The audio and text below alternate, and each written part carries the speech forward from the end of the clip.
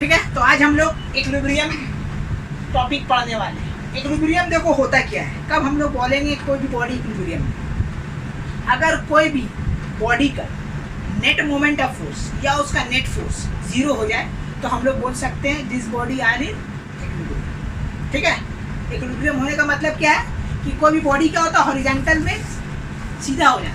माने मान लो ये है, अब इसके ऊपर एक लोड लटका दी तो क्या हो गया, इधर झूल गया, तो इधर भी एक लोड लगा इस तरीका से कि क्या हो, ये बैलेंस हो जाए। तो जब बैलेंस होने का मतलब क्या हो रहा है कि वो इक्विलिब्रियम स्टेट में आ गया। अब जैसा इसको हाथ में हम लेके, ठीक है, तो वो यहाँ रख रहे तो वो गिर रही है, ऐसे तो वो गिर रहा है, लेकिन अब यहाँ थोड़ा सा और इसको ऐसे मूव किए, यहाँ किए, तब देखो ये स्टेट हो गया, गिर नहीं। तो मतलब क्या हो गया, ये इक्विलिब्रियम स्टेट में आ गया। इक्विलिब्रियम स्टेट आने का मतलब क्या हो रहा है कि उस बॉडी का नेट मोमेंट ऑफ फोर्स या नेट फोर्स क्या हो गया, जीरो।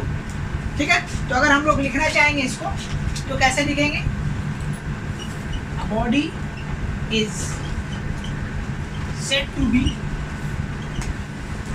in equilibrium if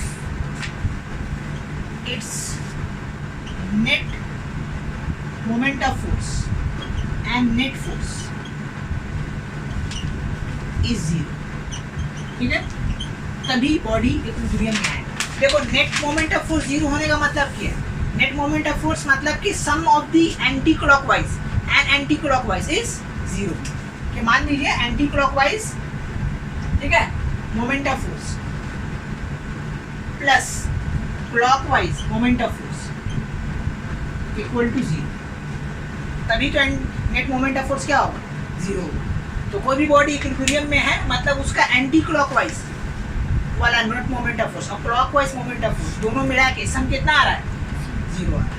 ठीक है, या फिर उसका अगर नेट फोर्स जीरो हो जाए, ठीक है, तो वो क्या हो जाएगा, इक्विलिब्रियम में आएगा। जैसा हम लोग क्या होता है, कोई भी सामान खरीदते हैं बीम बैलेंस में, तो क्या होता है कि एक तरफ हम लोग यूनिट लगाते हैं 1 kg 2 kg हाफ kg, और इधर क्या रखते हैं, सामान रखते हैं। तो कब हम लोग देते हैं, अगला को कब देते हैं, जब दोनों क्या हो जाए, दोनों का जो कांटा होता है बीच में आ जाए। तो बीच में आने का मतलब क्या हो रहा है, बॉडी क्या हो गया, इक्विलिब्रियम में आ गया। ठीक है, तो इक्विलिब्रियम में आ गया मतलब उसका नेट फोर्स क्या हो गया, जीरो हो गया। मैंने इस बॉडी का जो वेट है, वेट से पड़ने वाला एंटी क्लॉकवाइज और इधर से, ठीक है, ये जैसा मेरा हाथ है, इधर से क्लॉकवाइज और एंटी क्लॉकवाइज दोनों का सम कितना हो गया, जीरो। तो वो बॉडी क्या हो जाएगा, ठीक है, तो इसको लिख लीजिए।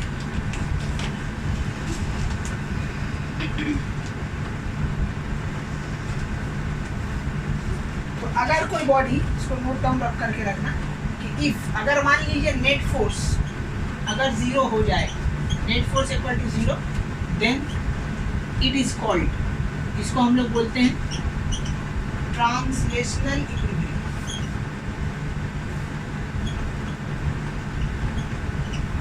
ठीक है, और दूसरा के if net moment of force zero, net moment of force क्या हो जाए, जीरो हो जाए, देन इट इज कॉल्ड, इसको हम लोग क्या बोलेंगे, क्या बोलेंगे, बोलो, रोटेशनल इक्विलिब्रियम।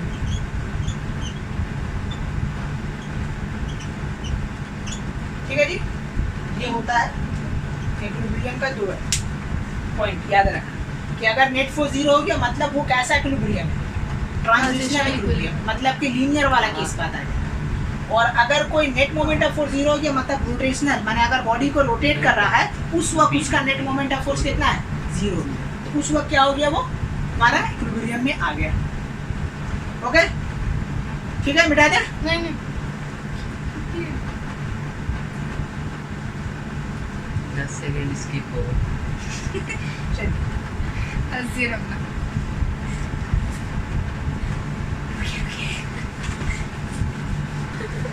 तो अब हम लोग पढ़ते हैं types of equilibrium. Types of equilibrium, ठीक है, टाइप्स ऑफ इक्विलिब्रियम क्या होता है, देखो पहला होता है तुम्हारा स्टैटिक इक्विलिब्रियम।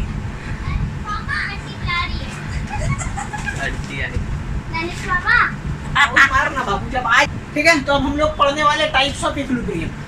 तो देखिए there are 2 types of equilibrium. First होता है आपका स्टैटिक इक्विलिब्रियम। देखो स्टैटिक इक्विलिब्रियम कब होगा, अगर कोई बॉडी रेस्ट में है और उसका नेट फोर्स जीरो है तो उस इक्विलिब्रियम को हम लोग बोलेंगे क्या, static equilibrium. If a body is at rest and its net moment of force or net force is zero, then it is called static equilibrium. Okay?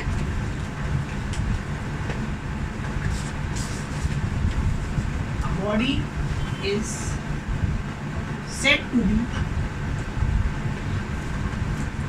static equilibrium if it's at it is at rest and its net force is zero. ठीक है? तो अगर कोई भी body rest में हो और उस पे पड़ने वाला नेट फोर्स जीरो हो जाए तो हम लोग उसको क्या बोलेंगे? Static equilibrium. ठीक है? एग्जाम्पल का अगर हम लोग बात करें, एग्जाम्पल आता है तुम्हारा क्या, जो हम बताए थे, beam balance is the example of क्या है? बीम बैलेंस क्या है इसका example of static. Body rest में, माने ये जो है अगर ये हिलता डुलता है ना, तो अभी क्या हो गया, रेस्ट में आया, तो जैसे रेस्ट में आया उसी वक्त हम लोग क्या मेजरमेंट लेते हैं, तो रेस्ट में आया मतलब क्या हो गया, उसका फोर्स क्या हो गया, जीरो हो गया. फिर पढ़ने वाला एंटी क्लॉकवाइज, कोई भी चीज़ अगर मान लो इधर लोड जा रहा है, इधर झुकाओ तभी झुकते झुकते क्या हो गया, दोनों इक्वल आएंगे. इक्वल हो गया मतलब इसका एंटी क्लॉकवाइज फोर्स और क्लॉकवाइज फोर्स दोनों क्या हो गया, इक्वल हो गया, तभी नहीं सीधा हुआ. तो मतलब बॉडी क्या हो गया, रेस्ट में आ गया, तो जिसके कारण उसका net moment of force zero हो गया. तो such kind of equilibrium is called static equilibrium. अब नेक्स्ट आते हैं हम लोग दूसरा, डायनामिक इक्विलिब्रियम. डायनामिक इक्विलिब्रियम, देखो ऐसा कोई फोर्स जो मोशन में हो और उसका नेट फोर्स जीरो हो जाए. ठीक है? ऐसा कोई बॉडी कि वो क्या हो रहा है, मोशन में हो, मूवमेंट हो रहा है, उसका कोई डिस्प्लेसमेंट हो रहा है और उसके ऊपर नेट मोमेंट ऑफ फोर्स क्या हो जाएगा, जीरो हो जाएगा. तो such kind of equilibrium is called dynamic. तो डायनामिक इक्विलिब्रियम होने के लिए कंडीशंस क्या है कि बॉडी को मोशन में आना होगा, फिर उसका net moment of force zero होगा. अब सवाल ये उठता, भाई रेस्ट में तो समझ में आता है इक्विलिब्रियम में आइए, लेकिन कोई भी बॉडी मोशन में है वो कैसे होगा रेस्ट में? ठीक है? तो देखो इसका एक एग्जाम्पल ले लेंगे हम लोग, रेन ड्रॉप इसका बहुत बेहतरीन एग्जाम्पल. ठीक है? Rain drop. तो रेन ड्रॉप में क्या होता है कि बारिश जो फॉल होता है, ठीक है, तो वो जो नीचे आता है अर्थ पे, तो उसका जो स्पीड जो होता है वो कांस्टेंट होता है, it can not be very. तो अब देखो जब ऊपर से नीचे आ रहा है उसका कोई वेलोसिटी क्या हो रहा है, चेंज नहीं हो रहा. तो जब कभी वेलोसिटी में चेंज होगा उसका एक्सेलरेशन क्या हो जाएगा, जीरो हो जाएगा. तो और हम लोग न्यूटन सेकंड लॉ पढ़ा है, F इक्वल टू क्या होता है, ma. तो अगर एक्सेलरेशन जीरो हो गया तो फोर्स क्या हो गया, जीरो हो गया. तो जिसका वजह से वो क्या हो गया, इक्विलिब्रियम में आ गया. ठीक है? तो this is the condition where dynamic equilibrium is good. तो अगर इसका डेफिनेशन हम लोग बोलेंगे वही बोलेंगे, if a body is in motion and its net force is zero, then it is called क्या हो जाएगा, डायनामिक इक्विलिब्रियम.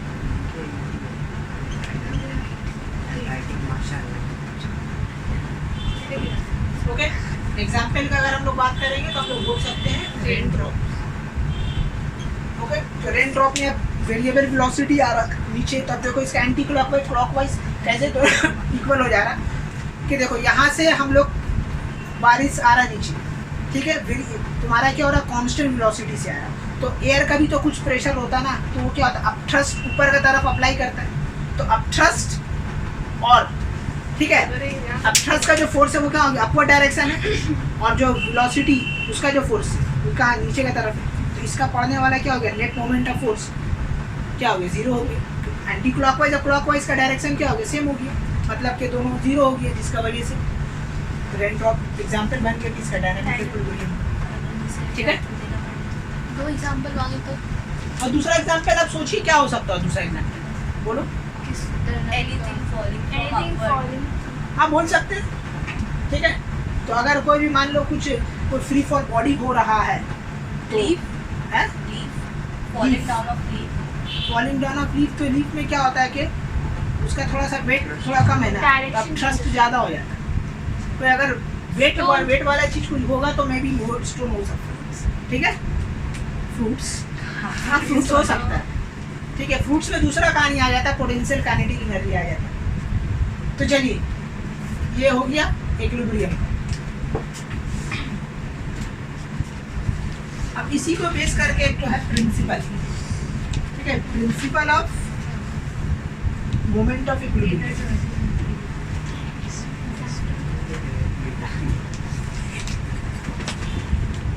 अब हम लोग पढ़ते हैं प्रिंसिपल ऑफ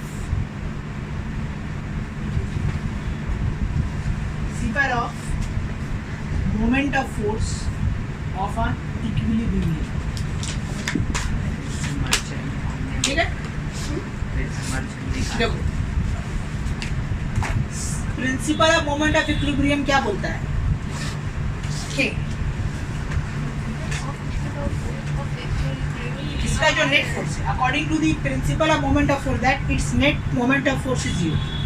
ये बोलता है कि जो भी नेट मोमेंट ऑफ फोर्स है, नेट मोमेंट ऑफ फोर्स है, अकॉर्डिंग टू दैट प्रिंसिपल वो क्या होता है, जीरो। तो नेट मोमेंट ऑफ फोर्स मतलब क्या होता है, एंटी क्लॉकवाइज। ठीक है, anti clockwise moment of force, ठीक है, plus clockwise moment of force. अब देखो हम लोग पढ़ा है, अगर एंटी क्लॉकवाइज रहता है तो क्या होता है, पॉजिटिव होता है। तो क्या हो गया, positive anti clockwise moment of force, और ये क्लॉकवाइज है तो क्या होगा, नेगेटिव हो जाएगा मोमेंट ऑफ फोर्स। एक को उधर भेज दो तो क्या हो गया, anti clockwise moment of force is equal to Plus. Clockwise moment of force. तो according to the principle of moment of force, both anti clockwise moment of force and clockwise moment of force are equal. हमें zero लिखे ना ठीक है, ऊपर। ठीक है, तो ये तुम्हारा हो गया क्या, प्रिंसिपल। यही प्रिंसिपल यही बोलता है कि एंटी क्लॉकवाइज माने कोई भी बॉडी के ऊपर पड़ने वाला एंटी क्लॉकवाइज फोर्स और क्लॉकवाइज फोर्स दोनों क्या होगा, Equal होगा, इक्वल। दोनों कब होगा, equilibrium. जब इसका net moment of force Zero. According to that principle यही बोला जाता है। ठीक है, तो अगर एग्जाम में आए कि what is principle of moment of force, तो according to the principle of moment of force, okay, anti clockwise moment of force should be equal to clockwise moment of force. और इसी कॉन्सेप्ट पे base अभी हम लोग numerical जो करेंगे वो इसी कॉन्सेप्ट पे बेस हम लोग समझ करेंगे। ठीक है, कि क्लॉकवाइज मोमेंट ऑफ फोर्स और anti clockwise moment of force दोनों क्या है, इक्वल है। अब हम लोग कौन सा इस बुक का कुछ न्यूमेरिकल डिस्कस करने वाले हैं। एक पहला न्यूमेरिकल है यहाँ पे कि एक बॉडी है, यहाँ पे एक लोड इसका एंड पॉइंट में लटकाया गया 5 न्यूटन। ठीक है, और यहाँ भी क्या है, एक बॉडी है, यहाँ लोड लटकाया गया F2 जो तुम्हारा है 3 न्यूटन। ठीक है, F1 जो है वो तुम्हारा है 5 न्यूटन यहाँ पे, और यहाँ पे एक फलक्रम है पाइवेटेड पॉइंट। यहाँ से A पॉइंट का दूरी है तुम्हारा 2 सेंटीमीटर, और फलक्रम से यहाँ से एंड पॉइंट O से यहाँ का दूरी है 4 मीटर। 4 मीटर। ठीक है, तो आपको बोला है कैलकुलेट कीजिए, find the moment of force eight F1, माने F1 पे कितना मोमेंट ऑफ फोर्स हो रहा है। तब गौर से देखिए, इधर हो रहा है, इधर होने वाला फोर्स क्या होता है, एंटी क्लॉकवाइज। ठीक है, तब हम लोग निकालेंगे क्या, एंटी क्लॉकवाइज। ठीक है, moment of force equal to क्या हो जाएगा, बोलो, फोर्स इनटू परपेंडिकुलर डिस्टेंस, यही होगा ना, एट ए लिख देते हैं। तो फोर्स कितना दिया हुआ 5 न्यूटन, और परपेंडिकुलर डिस्टेंस क्या होता है हम बताए थे, फलक्रम से लोड का दूरी, तो कितना है 2 मीटर, 2 आ जाएगा, ये हो गया तुम्हारा 10 न्यूटन। ठीक है, तो मोमेंट ऑफ फोर्स निकल गया एट ए। अब इसका देखो, इसका मोमेंट ऑफ फोर्स कहाँ, इधर का तरफ है, तो मतलब ये कौन सा डायरेक्शन में जा रहा है, क्लॉकवाइज जा रहा है। ठीक है, तो अब हम लोग निकालेंगे clockwise moment of force at B. तो सेम फॉर्मूला लगेगा, फोर्स इनटू परपेंडिकुलर डिस्टेंस। इसको F1 ले लो, इसको F2 ले लो। ठीक है, इसको D1, इसको D2 ले लो। F2 कितना दिया हुआ 3, और ये कितना है 4, कितना हो गया ये 12 न्यूटन मीटर। ओके, तो ये दोनों निकल गए। तीसरा आपको बोला है total moment of force about O, माने अबाउट ओ के खातिर। तो अब गौर से देखो इधर कितना मोमेंट ऑफ फोर्स है 10, इधर कितना 12, मतलब ये इक्विलिब्रियम नहीं है। हाँ? साइन क्लॉकवाइज का साइन माइनस। वो बात रुको ना अभी, हमको पता ही नहीं है, तो रुको अभी, ठीक है। तो अब ये हो गया। तो अब देखो हम लोग को तीसरा क्वेश्चन बोला है total moment of force about O, माने ओ के रिस्पेक्ट से बताइए टोटल मोमेंट ऑफ फोर्स इसके ऊपर कितना पड़ रहा है। तब देखो टोटल बोला मतलब क्या बात कर रहा है वो, नेट मोमेंट ऑफ फोर्स। तो नेट मोमेंट ऑफ फोर्स क्या होता है, sum of the moment anti clockwise और क्लॉकवाइज। तो जब हम लोग एंटी क्लॉकवाइज जाते हैं तो इसको क्या लिखते हैं, पॉजिटिव, और जब एंटी क्लॉकवाइज जाते हैं तो हम लोग क्या लिखते हैं, नेगेटिव। नेगेटिव। तो देखो यहाँ पे क्या होगा इसका आंसर, 10 माइनस ठीक है। तो ये हो जाएगा 10 minus 12, that is 2 newton metre, वो भी माइनस। तो ये माइनस साइन क्या बता रहा है, कि माइनस साइन ये बता रहा है कि ये जो बॉडी जो है रोटेट करेगा क्लॉकवाइज, माने इधर जो होगा इस तरीके से बेंड करेगा, माने this body is not at equilibrium. Equilibrium होने की कंडीशन क्या है, क्लॉकवाइज और एंटी क्लॉकवाइज दोनों सेम होना चाहिए, लेकिन यहाँ पे हम लोग देख रहे हैं क्या है, डिफरेंट। तो मतलब ये बॉडी क्या होगा, इधर एक तरफ झुक जाएगा, ठीक है। तो this negative sign indicating that कि दिस ओके बॉडीज क्या बोलते हैं इसको, डाउन एट बी, ठीक है। क्लॉकवाइज साइड में ही क्या हो जाएगा, चलो इसको नोट डाउन करिए। फॉर्मूला में सिर्फ d नहीं लिख सकते हम लोग। फॉर्मूला में क्या, सिर्फ d नहीं लिख सकते हैं। परपेंडिकुलर डिस्टेंस बोला जाता है, लिख रुकिए, सकते रुकिए। हैं, ऐसा कोई बात नहीं।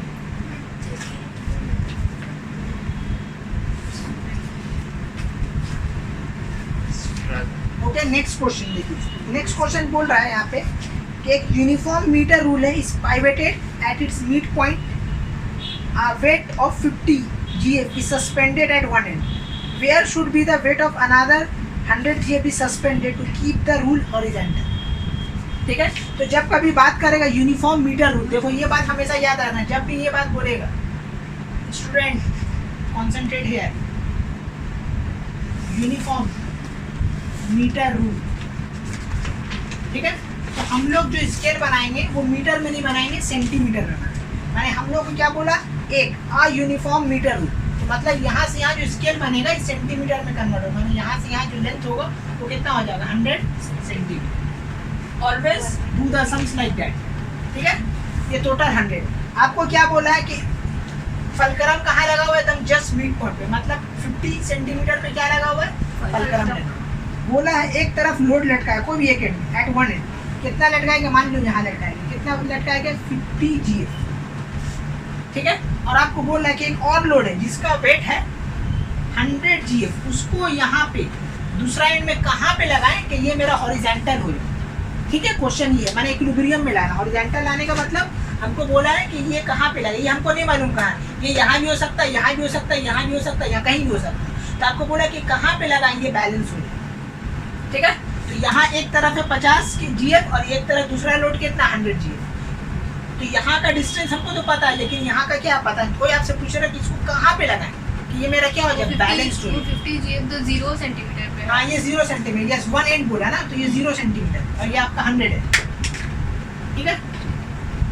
तो वही बोल रहा है कि यहाँ पे, तो हम अज्यूम कर लिया कि यहाँ पे लगाएं, तो परपेंडिकुलर डिस्टेंस को हम यहाँ क्या मान लिए, मान लो x, ठीक है। तो अब हम लोग क्या निकालेंगे, according to the principle of moment of force, हम अकॉर्डिंग लोग टू, 50 नहीं लेंगे, ठीक है, परपेंडिकुलर डिस्टेंस सब लेंगे वीडियो को, अकॉर्डिंग टू प्रिंसिपल ऑफ तो नहीं होता है। मोमेंट ऑफ फोर्स क्या बोलता है, clockwise moment of force should be equal to क्या है, anti clockwise moment of force, okay जी। According to the principle of moment of force यही बोलता है ना कि clockwise moment of force should be equal to anti clockwise moment of force. तो clockwise moment of force किधर है, इधर वाला क्लॉकवाइज है ना, और इधर वाला क्या है, एंटी क्लॉकवाइज है। तो चलिए clockwise formula moment of force है, तो फार्मूला तो सेम होगा, फोर्स इनटू परपेंडिकुलर डिस्टेंस। तो यहाँ देखिए फोर्स कितना है 100 gf, तो आपको आ गया 100 इनटू डी कितना माना हम लोग x, इधर आइए एंटी क्लॉकवाइज, तो यहाँ फोर्स कितना 50 gf और देखो यहाँ से यहाँ परपेंडिकुलर डिस्टेंस कितना होगा, 50 सेंटीमीटर होगा, ठीक है। So I will write 50। So now x equal to कितना आएगा, x equal to 50 into 50 whole divided by 100। इसको मल्टीप्लाई मत कीजिए, ठीक है, 0 से 0 कैंसिल आउट कर दीजिए, आ जाएगा 25 सेंटीमीटर। तो 25 सेंटीमीटर आया तो क्या 25 तो इधर पड़ जाएगा, तो ये समझिए कि 50 का उधर 25 ऐड करना है, मतलब 75 पे अगर ये लोड लटका देंगे तो ये स्केल क्या हो जाएगा, हॉरिजॉन्टल आएगा, बैलेंस माने इक्विलिब्रियम में आएगा। ऐड करना। हाँ माने लटकाना, ये जो लोड पूछा ना क्वेश्चन आपको बोले कहाँ लटका है, यहाँ यहाँ यहाँ कहाँ, तो अगर आप ठीक है फलक्रम से 25 सेंटीमीटर आगे लगाइए, मतलब 75 पे अगर ये लोड लटका दीजिएगा तो ये हॉरिजॉन्टल जो स्केल माने जो स्केल है ये हॉरिजॉन्टल आ जाएगा, मतलब इक्विलिब्रियम में आ जाएगा, ठीक है। ये क्वेश्चन तो 25 आया, तो 25 इज नॉट द पंक्ति आ रहा है, लेकिन हम लोग इसको यहाँ पे लिखेंगे, ठीक है।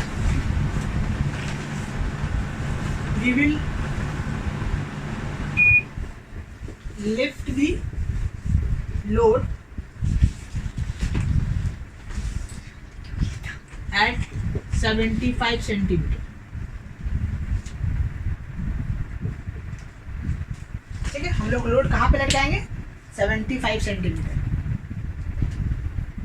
बस हो गया खत्म, इसको नोट डाउन कर लीजिए। अब देखिए नेक्स्ट हम लोग का टॉपिक है how to find the weight of the ruler, how to find the weight of the ruler, माने जो रूलर में हम लोग क्या कर लोड लटका रहे हैं उसका वेट कैसे हम लोग फाइंड आउट करें, ये भी एग्जाम में पूछते हैं। तो मान लीजिए ये रूलर है, ठीक है, तो हमेशा याद रखना कि wait of the ruler always calculate from the midpoint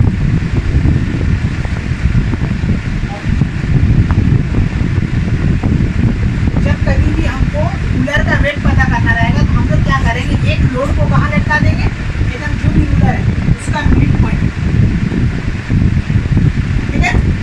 वहीं से हम लोग को क्या पता चलेगा, रूलर का वेट पता चलेगा, और जो भी वेट होगा, ठीक है, तो वेट ऑफ द रूलर जो भी होगा that should be equal to तुम्हारा होगा लोड, देखिए लोड का जो weight of the load centre of gravity का वजह से, हाँ वेट ऑफ द लोड।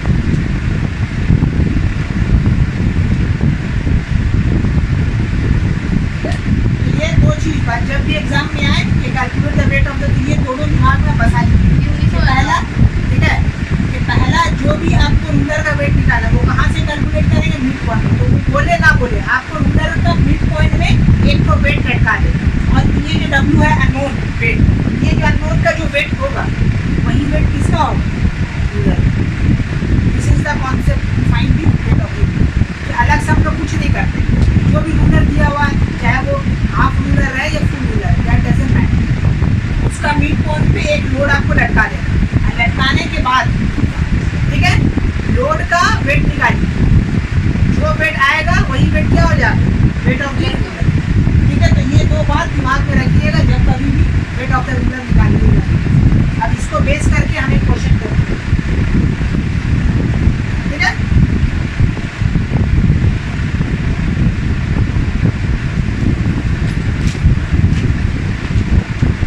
यहाँ पे देखो बोला है a uniform meter root is balanced horizontally on a knife edge placed at 58 centimeter mark, ठीक है। जब भी सब वर्ड दिखेगा place knife at 25 centimetre mark, तो समझ लेना मैंने फलक्रम कहाँ लगा हुआ, जहाँ पे ये मार्क होता है जितना सेंटीमीटर, एक यूनिफॉर्म सेंटीमीटर बोला, एक मतलब क्या हो जाएगा 100 सेंटीमीटर है टोटल, यहाँ से यहाँ का है ना, यूनिफॉर्म मतलब अब बोला है कि 58 सेंटीमीटर पे फलक्रम लटका है, क्या बोला ये on a knife edge place at 58 centimetre, मैंने मान लीजिए यहाँ पे कितना 58 सेंटीमीटर पे यहाँ पे फलक्रम लटका है, आगे बढ़ते हैं। Then a weight of the 20 GF is suspended from one end, हमको नहीं मालूम,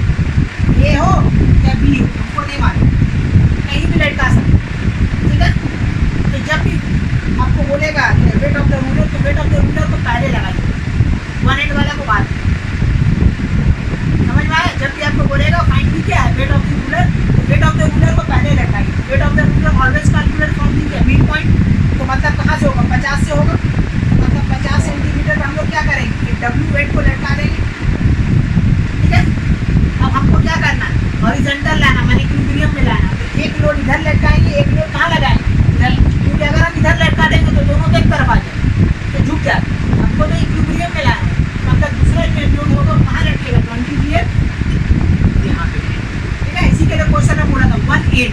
तो कोऑर्डिनेट आपको पता नहीं, तो पहले आप लोड बैठा दीजिए, लोड को देख के काम कीजिए। अगर लोड उधर रहता फलक्रम का तो हम लोग इधर लगा देते, क्योंकि लोड इधर है इसीलिए हम लोग को उधर से। तो बस निकाल लो सेट केला। देखो यहाँ से कितना 50 सेंटीमीटर है ना, ये आपका कितना 50 सेंटीमीटर। यहाँ से परपेंडिकुलर डिस्टेंस कितना होगा 8 होगा, और यहाँ तो हमको पता है, बोलो कितना है 58 है। ये लास्ट कितना होता है 100 होता है ना, 42 ये हो जाएगा आपका कितना 40 हो गया। अब लगाइए अकॉर्डिंग टू क्या principal of moment of force. समझ में आ रहा है हम ना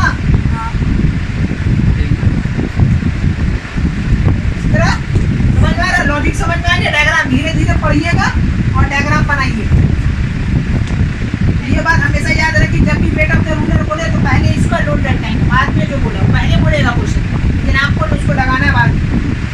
तो चलिए अब हम लोग यहाँ पे लगाते हैं clockwise moment of force, anti clockwise moment of force equal to clockwise क्या हो गया मोमेंट ऑफ फोर्स। तो एंटी क्लॉकवाइज कौन सा, ये वाला इधर वाला फोर्स है, तो क्या हो जाएगा W × 8, और ये क्लॉकवाइज, ये आपका है क्लॉकवाइज, ठीक है। क्लॉकवाइज है तो ये कितना हो जाएगा फोर्स मैंने 20 × और कितना हो जाएगा 40। इसको बार बार बोले, इसको मल्टीप्लाई नहीं कीजिएगा, पहले कैंसिल आउट होगा बाद में मल्टीप्लाई होगा, सिंप्लीफाई से कीजिए। 4 से काटिए, 4 5 से 4 2 से 2 हो गया 20 25 कितना हो गया 105। ये क्योंकि ये वेट है, ये क्या हो जाएगा, तो वेट ऑफ द रूलर कितना हो गया 125, ठीक है 105। Wait of the ruler is 105। Question में लिखो, ठीक है, समझ में आ गया आप लोग को ये वाला क्वेश्चन। हमारे इससे रिलेटेड एक और क्वेश्चन करना है।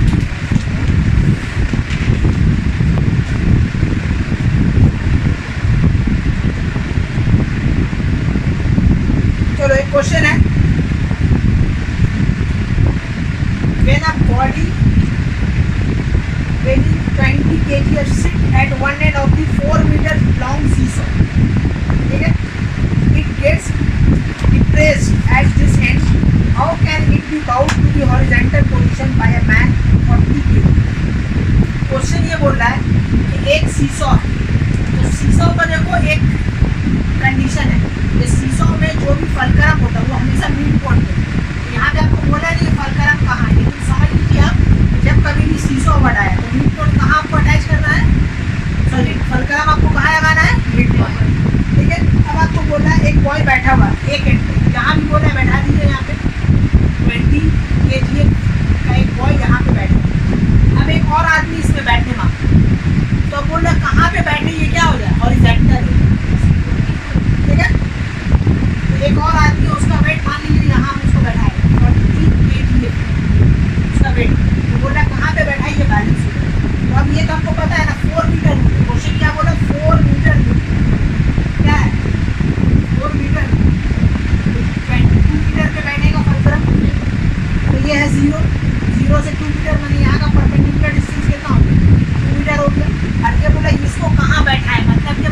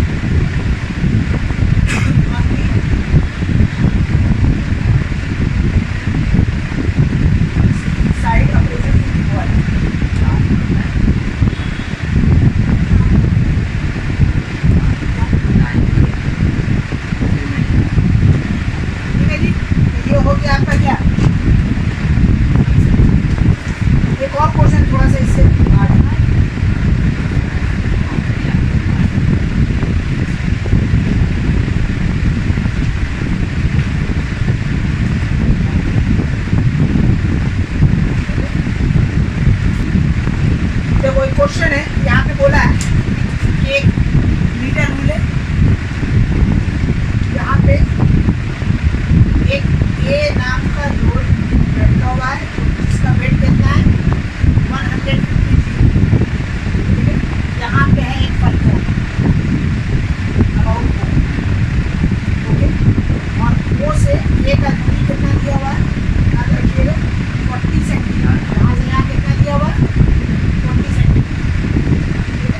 दूसरा एक और है, वो से बी, यहाँ पे एक लोड लड़का दिया जिसका वेट है 250 GF ओके, और ये वो से कितना दूरी पे है 20 सेंटीमीटर ठीक है। इस क्वेश्चन में आपको बोला है, पहला क्वेश्चन आपको बोला है calculate the total anti clockwise movement of force about ठीक है। तो यहाँ तो हम देख रहे हैं एक ही तो ही है एंटी क्लॉकवाइज, एक ही है ना, दो तो नहीं है ठीक है। तो हम लोग निकालेंगे anti clockwise movement of force, कितना होगा बोलो 150 इंटू 40, 2000 आपका 6000 न्यूटन। क्लियर है यहाँ तक आप लोग को? ये डायग्राम दिया हुआ है ठीक है। हाँ, ये दिया हुआ है।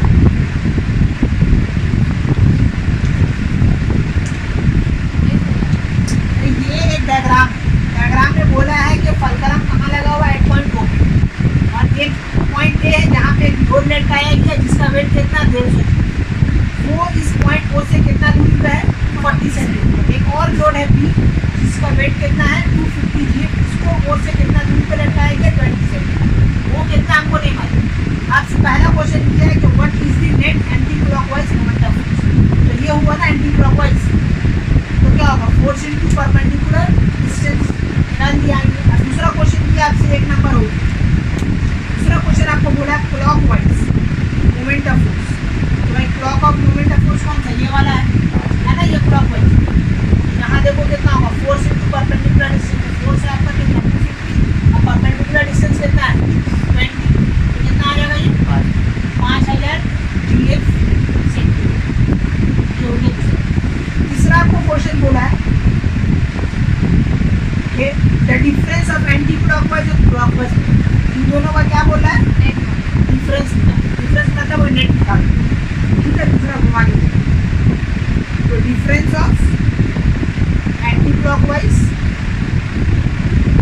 Moment of force and clockwise moment of force कितना होगा डिफरेंस, मतलब दोनों क्या करना माइनस 6000 माइनस कितना हो गया 5000 इक्वल टू हो गया 1000 ठीक है GF सेंटीमीटर। फोर्थ क्वेश्चन बोला है, फोर्थ क्वेश्चन लिखिए ठीक है, इतना तो आप लोगों को समझ में आ गया, एकदम इजी है, anti clockwise moment clock of moment net ठीक है। अब तीसरा चौथा क्वेश्चन ये बोल रहा है कि द डिस्टेंस फ्रॉम ओ हो गया 100, एक और लोड ठीक है। तो अब देखो गौर से देखो एंटी क्लॉकवाइज में कितना है 6000 और यहाँ कितना 5000, मतलब ये तो अनबैलेंस और ये झुका हुआ किधर है इस तरह, तो वही बोल रहा है कि कहाँ पे हम लोग 100 GF का एक और लोड लगाएं कि ये पूरा हॉरिजॉन्टली क्या हो जाए, जाहिर सी बात है इधर अगर हम लोग लगाएंगे फलक्रम का तो और झुक जाएगा, तो मतलब इधर कहीं लगाना, तो मान लीजिए आप कहाँ लगा रहे हैं, यहाँ पे लगा लीजिए 100 GF का एक और यहाँ पे लगा ठीक है। अब इसका तो डिस्टेंस हमको पता नहीं, मतलब डिस्टेंस निकालना होगा ठीक है।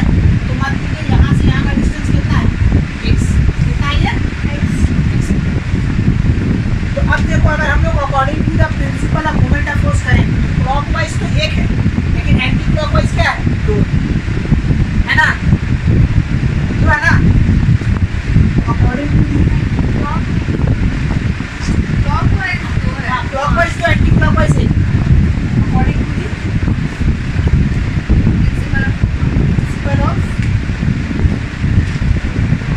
Principle of moment of force ठीक है। तो देखिए क्लॉकवाइज एंटी क्लॉकवाइज दोनों का होगा नेट, तो यहाँ देखिए कितना है, एक तो आपका ये निकला क्या है 25 इंटू कितना होगा 20 प्लस ये वाला 100 into x should be equal to 150 into 40, यही होगा ना।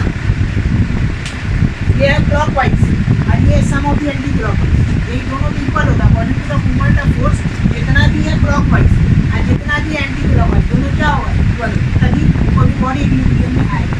इक्वल कर दी तो अब क्या होगा देखो, ये हो जाएगा 100x और यहाँ कितना आ रहा है 6000 तो माइनस क्या आ गया 5000, तो कितना हो गया 1000, ठीक है। तो यहाँ से x कितना आ जाएगा 1000 डिवाइडेड बाई 100 कितना आ गया 10 सेंटीमीटर। तो अगर ये लोड 10 सेंटीमीटर मैंने जो पहले इसका जो डायग्राम है ये गलत डायग्राम है, ये लोड यहाँ पे नहीं, अगर यहाँ पे होगा 10 सेंटीमीटर का तो मेरा ये क्या हो जाएगा बड़ी घंटा इसको बंद कर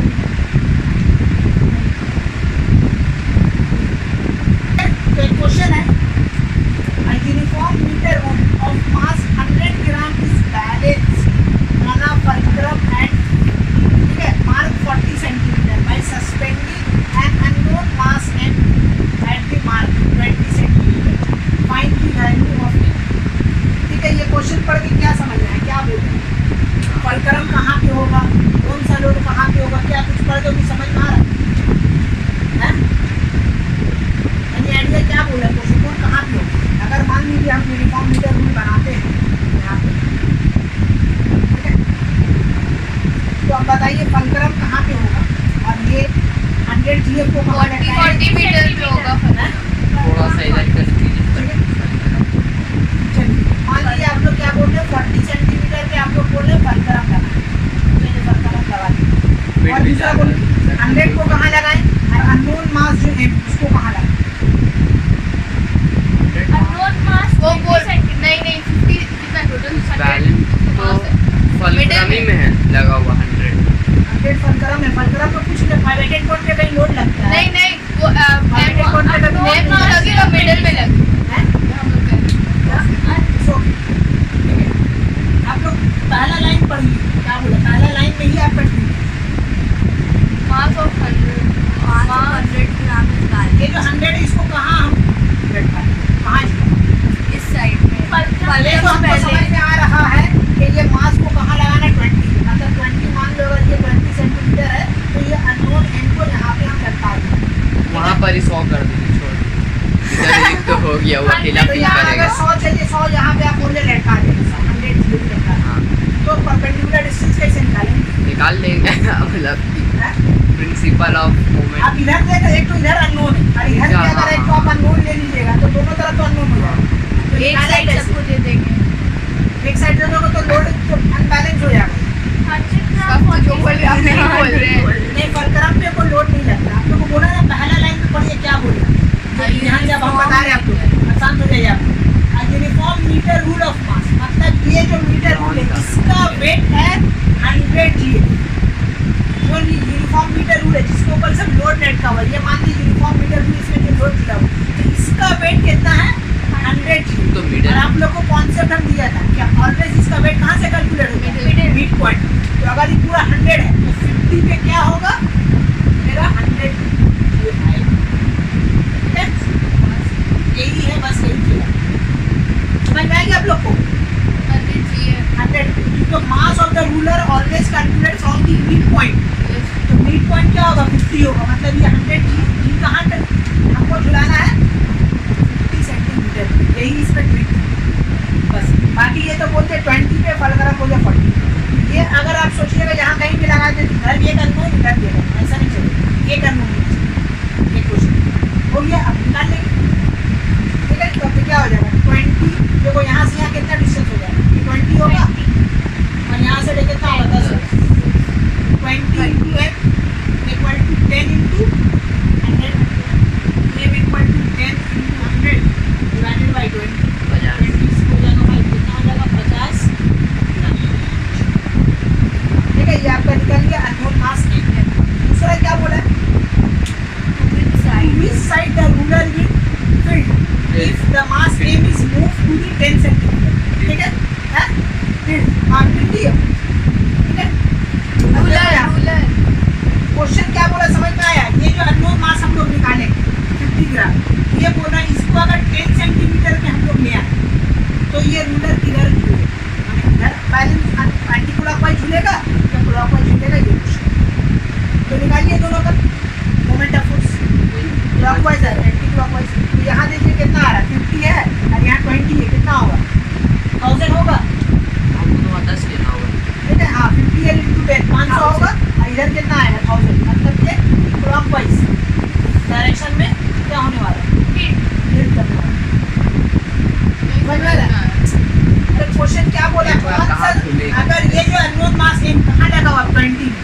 नेक्स्ट क्वेश्चन ये बोलता है कि 20 का जगह ये नोन मार्क्स कहाँ लगा देंगे, ठीक है। ये जो 50 हम निकाला, 50 जी जो निकाला, इसको 10 सेंटीमीटर पे फिट कर दें, और करम आपका 40 में ही है, और ये जो लोड आपका 50 में ही है, ठीक है।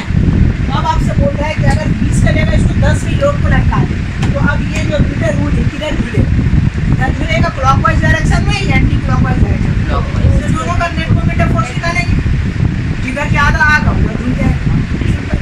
तो ऐसे देखिए ना, 50 इंटू 10 कितना हो रहा है 500, और 10 इंटू 10 कितना हो, 10 इंटू 100 कितना हो रहा है 1000। मतलब ये लोड किधर घूमेगा, क्लॉकवाइज। इधर ही लोड होगा, क्लॉक एंटी क्लॉकवाइज या क्लॉकवाइज, ठीक है। ये निकाल लीजिएगा आप लोग, इसको मिटा देंगे, ये निकाल लीजिए ना, हाँ इसको मिटा देंगे।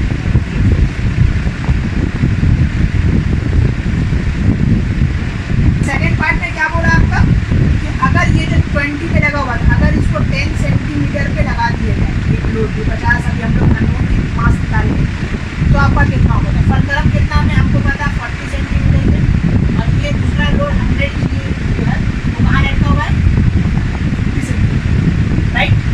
तो अब देखो यहाँ से परपेंडिकुलर डिस्टेंस कितना होगा 30 सेंटीमीटर, और यहाँ से कितना होगा 10 का 10 मिला, तो यहाँ पर मूवमेंट।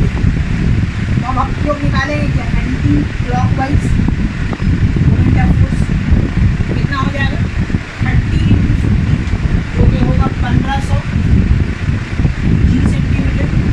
और दूसरा निकालेंगे क्लॉकवाइज मूवमेंट, ये आपका कितना होगा बोलो 100 into 10 which is 1000 gram centimetre, ठीक है। तो अब आप लोग देख रहे हैं कि एंटी क्लॉकवाइज डायरेक्शन में मोमेंट ऑफ फोर्स ज़्यादा है, मतलब ये बॉडी कहाँ रोटेट करे, मैंने किधर टिल्ट करे, इस तरह on the side of head. सब लोग इसका लिख दोगे,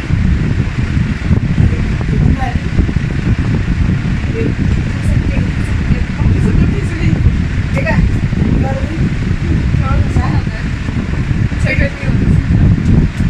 on the side of head, ठीक है। तीसरा क्वेश्चन बोला what is the resultant moment now, तो रिजल्ट मोमेंट का दोनों को माइनस कर दीजिए, ठीक है। तीसरा नंबर आपको बोला resultant moment of force, resultant moment of force हो जाएगा 1500 माइनस कितना हो जाएगा 1000, तो हो जाएगा 500 ग्राम सेंटीमीटर, आपका हो गया तीसरा। चौथा क्या बोल रहा है कि how can it be balance by another mass of 50 ग्राम, ठीक है। एक और क्वेश्चन इसमें बोला है कि अगर 50 ग्राम लोड एक और लटका कहाँ लटका दें कि बैलेंस होगी, तो बैलेंस नहीं है ना, एंटी क्लॉकवाइज में झुका हुआ, तो हम लोग किधर लगाएंगे, ऐसी बात है क्लॉकवाइज में इधर ही लगाएंगे, तो कहाँ पे लगाएंगे हमको नहीं मालूम, ठीक है। तो चलिए लेट्स अज्यूम दैट कि हम यहाँ पे लटका दिए हैं, कितने लेने हमको x ग्राम, 50 से दिया है इसका, इधर का ना दिया हुआ, ये 50 दिया हुआ, अच्छा हाँ 50 ग्राम ये आपको फाइंड परपेंडिकुलर डिस्टेंस, तो नेट मोमेंट ऑफ फोर्स कर दी जाएगा। प्रिंसिपल वाला हाँ, इसको मिटाते हैं क्वेश्चन,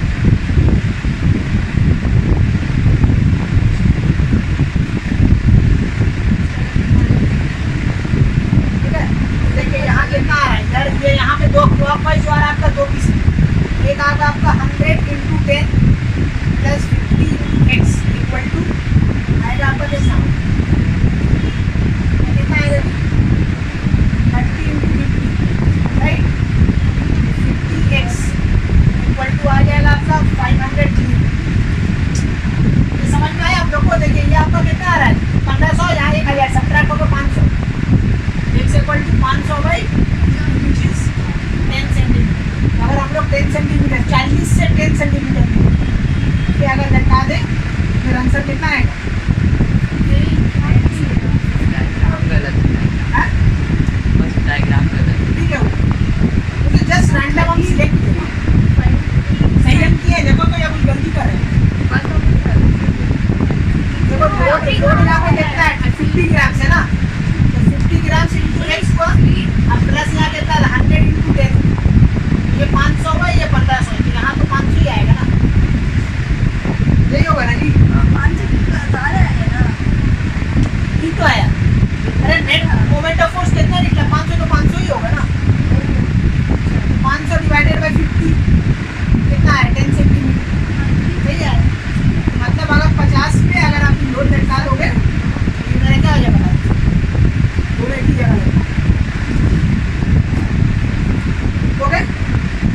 यहाँ पे आपका 4 चैप्टर का आधा पार्ट कंप्लीट हो गया, आधा पार्ट बचा हुआ है, तो हम लोग करेंगे। ठीक है, इसको नोट डाउन करें।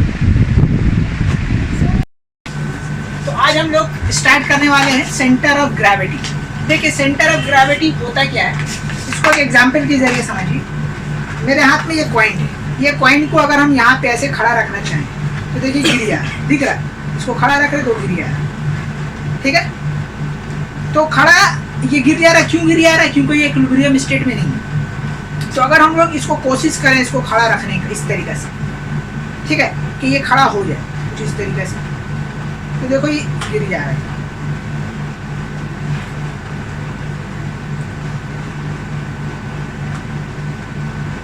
ठीक है, ये देखो खड़ा हो गया, दिख रहा है आप लोगों को, ये खड़ा हो गया। ठीक है, तो ये खड़ा हो गया, तो ये खड़ा हो गया क्यों? एक पॉइंट पे आके क्या हो गया, खड़ा हो गया। मैंने हम इसको कोशिश कर रहे थे कि इसका clockwise anti clockwise moment of force हम क्या कर रहे, इक्वल कर रहे, लेकिन नहीं हो रहा था। फिर काफी देर बाद ये क्या हो गया, हो गया। तो मतलब सेंटर ऑफ ग्रेविटी क्या हो रहा है, एक ऐसा पॉइंट है जहां पे मेरा बॉडी क्या हो जाए, इक्विलिब्रियम स्टेट में आ जाए, मतलब उसका नेट मोमेंट ऑफ फोर्स 0। तो ऐसा कोई पॉइंट, ठीक है, सीओजी क्या है, सेंटर ऑफ ग्रेविटी एक ऐसा पॉइंट है जिसमें मेरा जो बॉडी जो है वो उस पॉइंट पे आके क्या हो जाए, इक्विलिब्रियम स्टेट में आ जाए। दैट मीन्स उसका नेट मोमेंट ऑफ फोर्स 0। जैसा मान लीजिए एक अनइवन बॉडी है, ठीक है, ये क्या है, एक अनइवन बॉडी है कुछ इस टाइप। ठीक है, अब देखिए हम इस बॉडी को इक्विलिब्रियम स्टेट में लाने मांग रहे हैं, जस्ट लाइक अ कॉइन। तो अब हम इसको कोशिश कर रहे हैं कि यहाँ पे हम क्या किए, फलक्रम रखें, कोशिश की, नहीं आया। यहाँ पे रखें, नहीं आया। यहाँ पे रखें, नहीं आया। यहाँ पे रखें, यहाँ पे क्या हो गया, आ गया। तो अब यहाँ पे ये जो आया, ये आने की वजह से क्या हो गया, ये इक्विलिब्रियम स्टेट में, मतलब कि क्या होगा कि ये देखो ये जो बॉडी है, ये बॉडी क्या चीज से मिलकर बना, पार्टिकल से मिलकर बना। अब पार्टिकल का क्या होता है, कुछ ना कुछ वेट होता है। तो मान लो ये एक पार्टिकल से, ये पार्टिकल का वेट यहाँ, ये एक और पार्टिकल से, इसका वेट यहाँ, एक और पार्टिकल से, इसका वेट यहाँ, इधर भी एक पार्टिकल्स होगा, क्योंकि body is made up of particle. तो यहाँ भी एक पार्टिकल अज्यूम करें, इसका भी वेट, यहाँ भी एक पार्टिकल, इसका भी वेट, यहाँ भी एक पार्टिकल, इसका भी वेट। तो इस पॉइंट पे हमको क्या मिला, इसका सीओजी मिला, मान लिया। ठीक है, तो इस बॉडी जो है, ये बॉडी पे जो पार्टिकल्स का जो वेट है, इधर से पड़ने वाला वेट और इधर से पड़ने वाला वेट क्या, दोनों इक्वल हो गया। तब तो ये बॉडी इस पॉइंट पे क्या आके रुका, ठीक है, इक्विलिब्रियम स्टेट में आया। तो मतलब सीओजी क्या हो गया, एक ऐसा पॉइंट है जहाँ पे नेट मोमेंट ऑफ फोर्स पे पड़ने वाला जितना भी पार्टिकल्स का वेट है, इधर से हो या इधर से, दोनों मिला के रिजल्ट कितना आ रहा, 0। ठीक है, तो इसको अगर हम लोग डेफिनेशन लिखना चाहें तो हम लोग कुछ इस तरीके से लिखेंगे कि COG is a that point about which net moment of force, net MOF of all the particles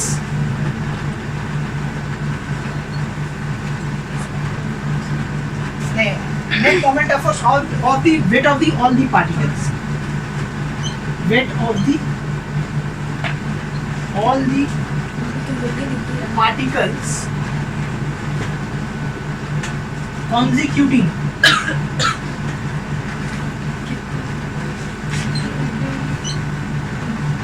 body is 0। ठीक है, तो सीओजी क्या है, एक ऐसा पॉइंट है about which the net moment of force of weight of all the particles, माने इस बॉडी का जो पार्टिकल्स है, इस पे पड़ने वाला इधर का वेट और इधर वाला जितना भी वेट है, सब वेट का पार्टिकल्स को अगर मिलाया जाए तो ये कितना हो जाएगा, 0। ठीक है,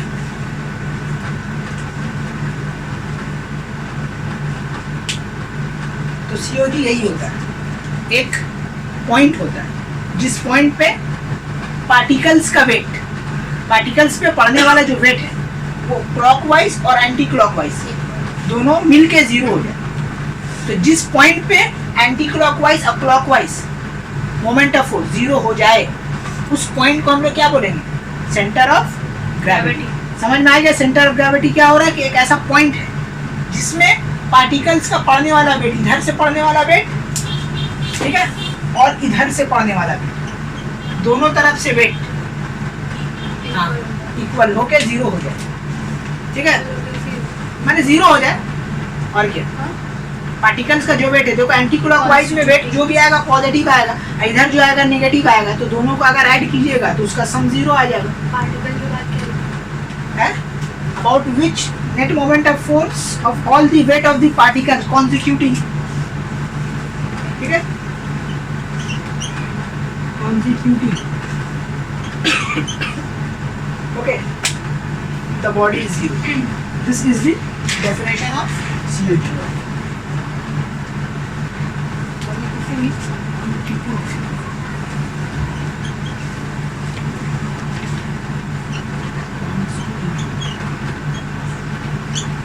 बॉडी,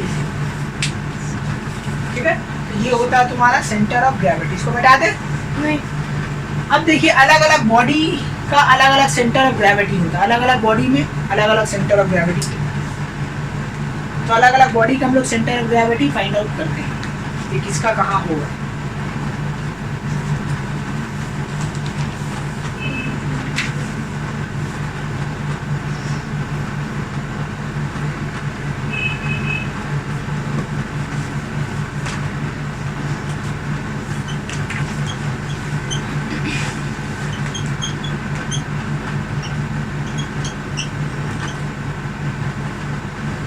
मान लीजिए पहला, अगर कोई रॉड है, ठीक है, रेक्टेंगुलर रॉड, ये है रेक्टेंगुलर रॉड, तो इसका सेंटर ऑफ ग्रेविटी याद रखिए कहाँ होगा, मिड पॉइंट। क्या होगा इसका, मिड पॉइंट होगा, ठीक है। अगर कोई मान लीजिए कोई आपका पैरालेलोग्राम है, ठीक है, अगर पैरालेलोग्राम कैसा होता है, ऐसा कुछ होता है, राइट, तो इसका मिड पॉइंट माने डायगोनल्स का जो मिड पॉइंट है, ठीक है, वो इसका क्या होगा, सेंटर ऑफ ग्रेविटी होगा, ठीक है, मिड पॉइंट ऑफ डायगोनल्स, यहाँ पे डायगोनल्स जहाँ पे मिलेगा वो तुम्हारा क्या हो जाएगा, इसका सेंटर ऑफ ग्रेविटी होगा। तीसरा अगर हम लोग बात करते हैं स्फीयर का, ठीक है, या हॉलो स्फीयर बोलो,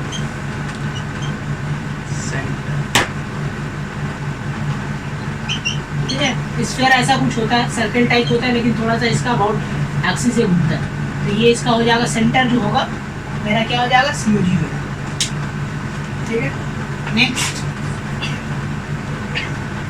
अगर हम लोग बात करेंगे सिलेंडर का, ठीक है, सिलेंडर का COG क्या होता है, देखो सिलेंडर ऐसा होता है ना, इसका दो सर्कुलर बेस होता है, ऐसा टाइप होता है, तो ये है रेडियस, ये दोनों सर्कुलर बेस होता है, और ठीक है ये होता है रेडियस, तो ये जो दोनों रेडियस का जो हाइट है, इसका जो मिड पॉइंट है, ठीक है, h/2 जिसको हम लोग बोले,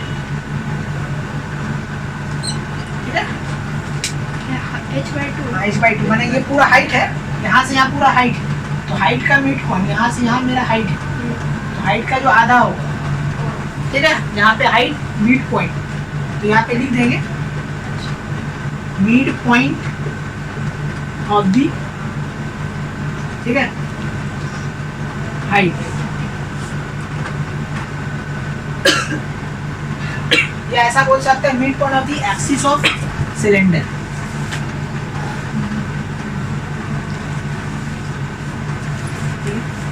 चौथा आता है, कभी कभी आपका ये पूछता है कोन का, ठीक है, तो दो कोन, एक तो हॉलो कोन, एक तो सॉलिड कोन है, तो हॉलो कोन अगर बोलेगा, ठीक है, तो हॉलो कोन देखो ऐसा टाइप का होगा, ठीक है, ये कोन, तो इसका जो होता है सेंटर ऑफ ग्रेविटी वो होता है तुम्हारा h/3, ठीक है, 1/3 of the mid point of the cone. 6 number अगर हम बात करेंगे सॉलिड, ठीक है, सॉलिड कोन, सॉलिड कोन होता है तुम्हारा याद रखना h/4, ठीक है, 1/4 of the axis of cone. चलिए ये हो गया आपका डिफरेंट काइंड ऑफ फिगर का सेंटर ऑफ ग्रेविटी। ठीक है, ये आप लोग को याद रखना है बस। एग्जाम में पूछता है कि what is the centre of gravity of the hollow sphere, what is the centre of gravity of the cone. तो कौन पूछेगा तो हॉलो कौन या सॉलिड कौन मेंशन रहेगा। तो जो भी रहेगा याद रखिए, हॉलो रहेगा तो h/3, सॉलिड रहेगा तो तुम्हारा कितना हो जाएगा h/4, और सिलेंडर रहेगा तो सिलेंडर का मिड पॉइंट जो होगा वही होगा तुम्हारा क्या, सेंटर ऑफ ग्रेविटी। ठीक है, इसको मिटा दे। ठीक।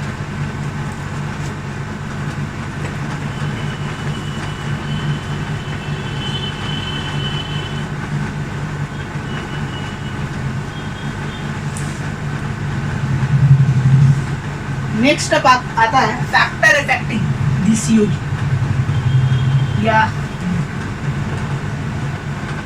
फैक्टर इफेक्टिंग दी क्या है, COG।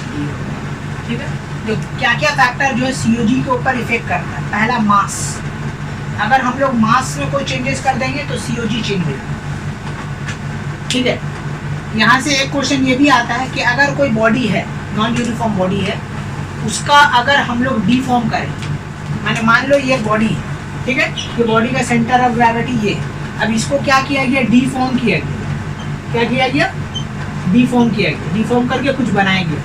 ठीक है, तो अब जो बना तो क्या इसका सेंटर ऑफ ग्रेविटी और इसका सेंटर ऑफ ग्रेविटी सेम होगा, ये क्वेश्चन आता है।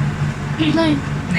ठीक है, हमेशा याद रखिएगा जब भी ये जो होता है, जब भी फॉर्म चेंज होगा तो सेंटर ऑफ ग्रेविटी भी चेंज होगा, फट से चेंज होगा, क्योंकि मास में इफेक्ट पड़ रहा है। इसी का इसका जो दूसरा होता है वो हम लोग बोलते हैं distribution of mass. Distribution of mass, कि मास को डिस्ट्रीब्यूट करना, ये भी इफेक्ट पड़ता है। जैसे ही हम लोग मास में चेंजेस करेंगे, उसको डिस्ट्रीब्यूट करना किस तरीके से करना है, कहाँ क्या होगा, माने इसको सेंटर ऑफ ग्रेविटी बना रहे थे तो कौन मास कहाँ रखना है, ये जो डिपेंड करेगा वो सेंटर ऑफ ग्रेविटी। तीसरा डिपेंड करता है तुम्हारा शेप, साइज, ठीक है, स्ट्रक्चर, इस सब चीज के ऊपर क्या करता है, ये इफेक्ट करता है सेंटर ऑफ ग्रेविटी। तो एग्जाम में आता है कि what is the effect of centre of gravity.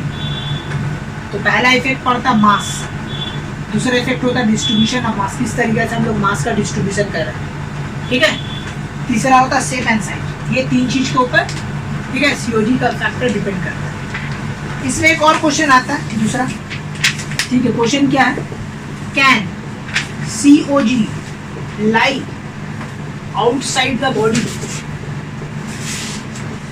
बोलो, क्या कोई ऐसा, अभी हम फिगर बनाए थे सबका COG था, तो कोई ऐसा केस मिला जिसमें COG लाई करता आउटसाइड ऑफ द बॉडी, माने बॉडी का बाहर।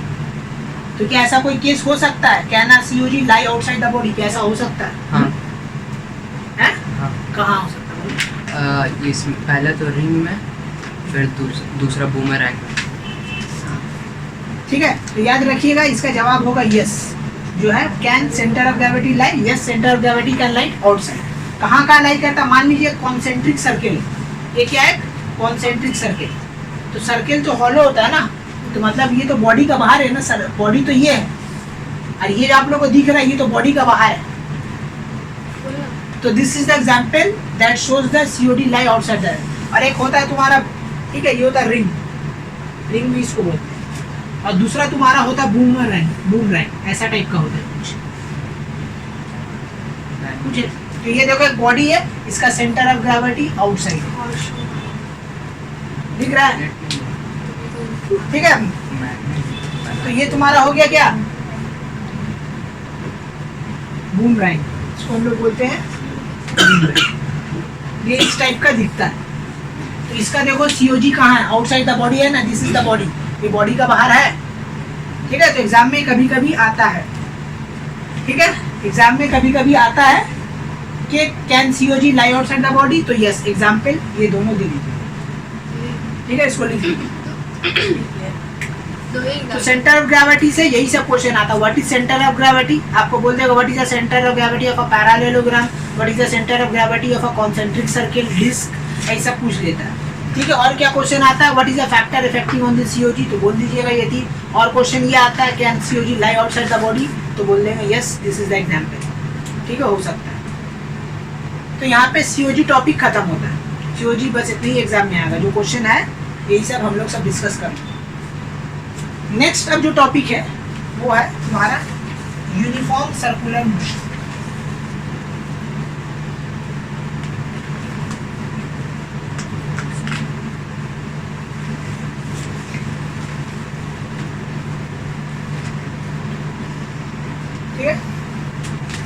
टॉपिक है हम लोग का यूनिफॉर्म सर्कुलर मोशन।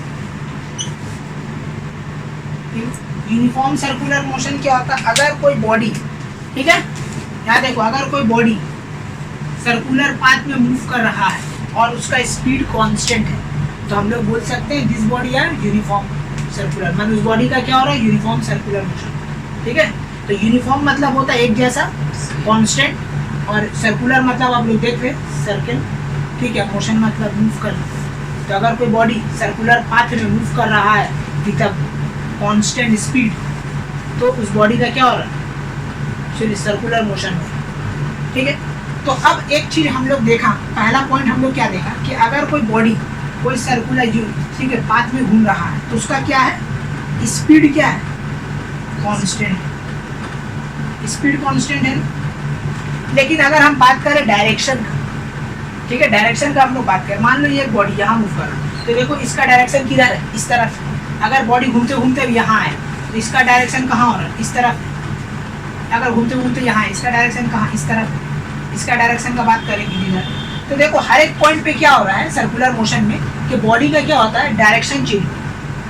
तो अब जब डायरेक्शन जो चेंज हो रहा है, चेंज इन डायरेक्शन हो रहा है, तो डायरेक्शन चेंज होने का वजह से क्या हो रहा है? इसका वेलोसिटी में चेंजेस आ रहा है ना, क्योंकि वेलोसिटी क्या है? एक वेक्टर क्वांटिटी। अब वेक्टर क्वांटिटी क्या होता है? जिसमें मैग्नीट्यूड और डायरेक्शन दोनों। तो हम लोग देख रहे हैं कि ये स्पीड का अगर हम लोग बात करें सर्कुलर पाथ में तो कांस्टेंट है। मान लो ये 5 मीटर पर सेकंड से घूम रहा है, तो अगर मैग्नीट्यूड वाइज हम लोग देखेंगे तो मेरा सब तरफ सेम है। लेकिन अगर डायरेक्शन वाइज बात करेंगे तो ये देखो कहाँ जा रहा है? ये इधर जा रहा है नॉर्थ में, ये जा रहा है तुम्हारा किस में? वेस्ट में। ये जा रहा है साउथ में, ये जा रहा है ईस्ट में। तो डायरेक्शन वाइज क्या हो रहा है ये लोग? ठीक है, तो नेक्स्ट हम लोग देख रहे हैं कि इसका डायरेक्शन में क्या हो रहा है? Change in direction of motion. Change in क्या हो रहा है? डायरेक्शन ऑफ क्या हो रहा है? मोशन।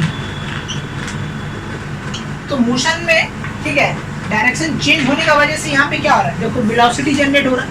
ठीक है, यहाँ पे इसका वेलोसिटी कुछ और होगा, इसका वेलोसिटी कुछ और होगा, इसका वेलोसिटी कुछ और होगा, इसका वेलोसिटी कुछ और होगा। तो क्या हो रहा है? Change in velocities. Change in क्या हो रहा है? वेलोसिटी। और एक बात याद रखना कि whenever there is a change in velocity, ठीक है, वी विल गेट एक्सीलरेशन। जहाँ कहीं भी वेलोसिटी में चेंजेस आएगा, अगर वेलोसिटी कांस्टेंट होता तो यहाँ पे एक्सीलरेशन नहीं बनता, जीरो होता। लेकिन हर एक पॉइंट पे हम लोग देख रहे हैं डायरेक्शन चेंज होने का वजह से इसका क्या हो रहा है? वेलोसिटी में चेंजेस आ रहा है। हाँ, मैग्नीट्यूड वाइज सेम है, 5 मीटर पर सेकंड, इधर भी इधर भी इधर भी। बट अगर हम लोग डायरेक्शन बात करें तो ये जा रहा है नॉर्थ डायरेक्शन, ये जा रहा है वेस्ट डायरेक्शन। ठीक है, तो हम लोग बोल सकते हैं कि डायरेक्शन ऑफ मोशन में चेंज होने का वजह से इसका वेलोसिटी क्या हो रहा है? चेंज हो रहा है। और whenever there is a change in velocity, whenever there is a change in velocity, ठीक है, we will get acceleration। हम लोग को क्या मिलेगा? एक्सीलरेशन मिलेगा। ठीक है, अब ये देखो जो एक्सीलरेशन मिल रहा है इसको समझो। अब ये एक्सीलरेशन का डायरेक्शन कहाँ हो? ये तो सेंटर है, ये है वेलोसिटी। अब देखो एक्सीलरेशन का डायरेक्शन कहाँ होगा? इस तरफ होगा। ये डायरेक्शन, इसका डायरेक्शन कहाँ होगा? इसका भी डायरेक्शन क्या होगा? इधर होगा। ठीक है, इसका भी डायरेक्शन कहाँ होगा? Towards the centre. इसका भी डायरेक्शन कहाँ होगा? एक्सीलरेशन करो। हाँ, मैग्नीट्यूड वाइज ये जितना भी एक्सीलरेशन है, ये मैग्नीट्यूड वाइज जितना भी एक्सीलरेशन है सबका तो सेम है मैग्नीट्यूड, लेकिन डायरेक्शन सब में क्या अलग अलग है। तो ऐसा कोई एक्सीलरेशन जो टुवर्ड्स द सेंटर अप्लाई हो, उसमें एक हम लोग वर्ड लगा देते हैं सेंट्रीपिटल। ठीक है, हम लोग क्या लगाते हैं? Centripetal acceleration. ठीक है, देखो मोशन में डायरेक्शन में चेंज होने का, डायरेक्शन मोशन में चेंज होने का वजह से वेलोसिटी जनरेट हुई। और जब वेलोसिटी जनरेट हुआ तो हम पता है कि whenever there is a change in velocity, okay, acceleration will generate. तो वेलोसिटी में चेंजेस होने के कारण एक्सीलरेशन बना। तो अब हम लोग एक्सीलरेशन का डायरेक्शन पता किए तो हम ये देखें कि ये जो एक्सीलरेशन जो एक्ट कर रहा है कहाँ कर रहा है? टुवर्ड्स सेंटर कर रहा है। तो ऐसा कोई एक्सीलरेशन यूनिफॉर्म सर्कुलर मोशन में जो सेंटर की तरफ एक्ट करे, उस एक्सीलरेशन को हम लोग क्या बोलते हैं? Centripetal acceleration. ठीक है, सेंट्रीपिटल हम लोग उस वक्त लगाते हैं जब कोई भी फैक्टर्स टुवर्ड्स द सेंटर क्या होता है? अप्लाई होता है, चाहे कोई भी फैक्टर हो, चाहे फोर्स हो या एक्सीलरेशन हो या वेलोसिटी जो भी हो। अगर कोई भी, ठीक है, पैरामीटर, कोई भी क्या बोल सकते हैं हम लोग? वेरिएबल्स अगर टुवर्ड्स द सेंटर अप्लाई हो रहा है तो उसमें हम लोग एक वर्ड जोड़ देते हैं सेंट्रीपिटल, ठीक है। तो अब देखो यहाँ पे फोर्स का फॉर्मूला क्या होता है, फोर्स इक्वल टू क्या होता है, एम ए होता है, ठीक है। तो हम देखा कि एक्सीलरेशन का डायरेक्शन कहाँ है, टुवर्ड्स द सेंटर है, तो इसका नाम क्या बोला हम लोग, सेंट्रीपिटल एक्सीलरेशन। और ये फोर्स है, तो अब जाहिर सी बात है जो डायरेक्शन एक्सीलरेशन का होगा वही डायरेक्शन क्या होगा, फोर्स का होगा, ठीक है। तो जो डायरेक्शन एक्सीलरेशन का वो डायरेक्शन क्या होगा, फोर्स का। तो सच काइंड ऑफ फोर्स को हम लोग बोल सकते हैं सेंट्रीपिटल फोर्स। ऐसा फोर्स जो टुवर्ड्स द सेंटर अप्लाई हो वो फोर्स को हम लोग क्या बोलते हैं, सेंट्रीपिटल फोर्स, ठीक है। तो सेंट्रीपिटल फोर्स होने के लिए याद रखना टुवर्ड्स द सेंटर होना जरूरी है। तो अब सवाल ये उठता भाई कि इतना दिन से हम लोग ई फोर्स को जाना का है, फोर इतना फोर्स का टाइप तो पढ़ा, पहला क्लास में तो टाइप ऑफ फोर्स ही पढ़ा, टेंशन फोर्स पढ़ा, ग्रेविटेशनल फोर्स पढ़ा, मैग्नेटिक फोर्स पढ़ा, और क्या फोर्स पढ़ा, फ्रिक्शन फोर्स पढ़ा, ठीक है। इतना सारा फोर्स पढ़ा, लेकिन ई फोर्स का बारे में नाम नहीं आया। तो जान लो ये फोर्स को नया फोर्स नहीं है, ये फोर्स जो है, ये फोर्स का अगर हम लोग बात करें सेंट्रीपिटल फोर्स का, तो ये कोई नया फोर्स नहीं है, ये पुराना ही फोर्स है, बस उसका नाम चेंज हो गया। अब कैसे चेंज हुआ देखो, उसको समझो, इसको एग्जाम्पल से मिटा दे रहा है इसको।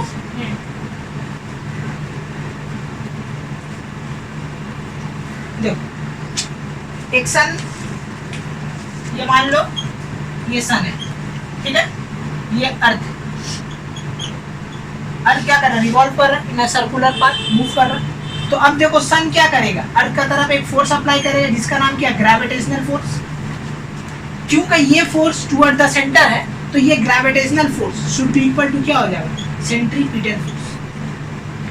ये जो ग्रेविटेशनल फोर्स है ये किसका बराबर हो जाएगा, centripetal force.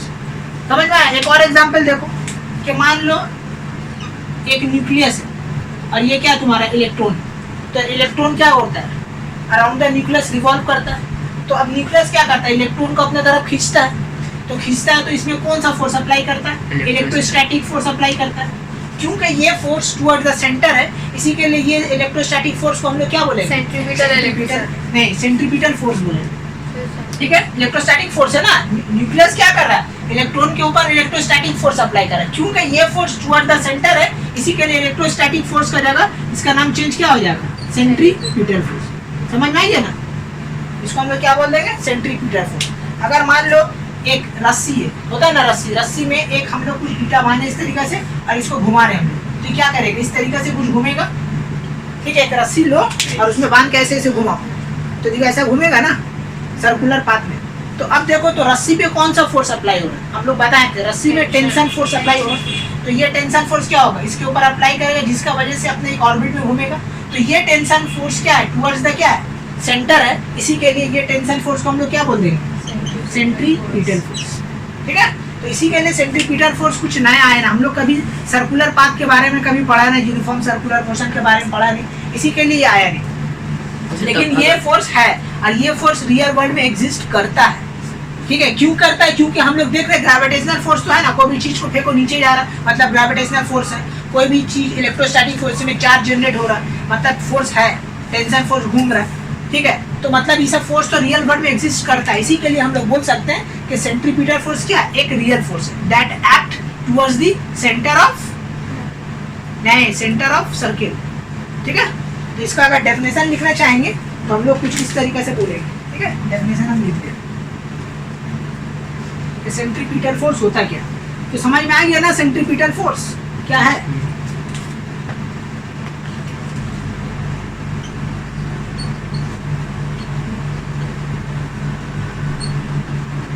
It is a real force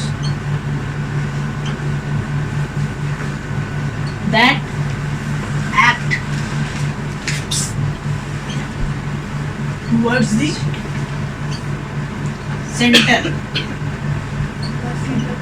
along the क्या रेडियस, ठीक है। सेंट्रीपिटल फोर्स होता क्या है, एक रियल फोर्स है जो हमेशा एक्ट कहाँ करेगा, that always act the centre along the radius।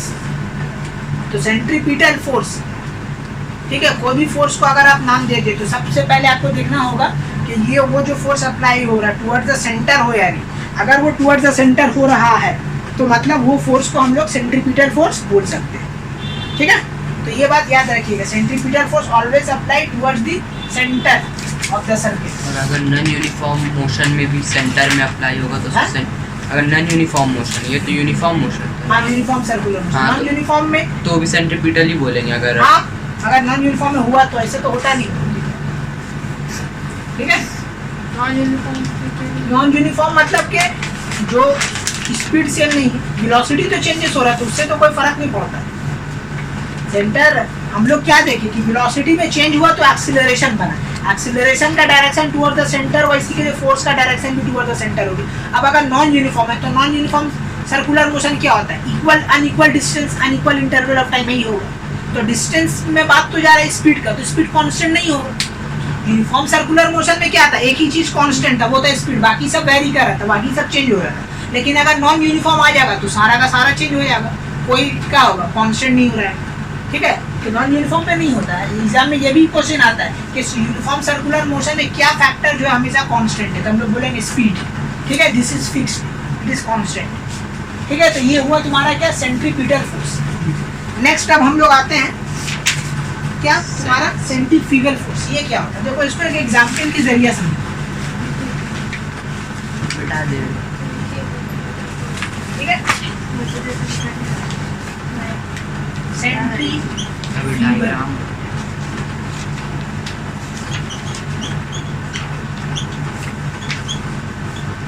Centrifugal force होता है,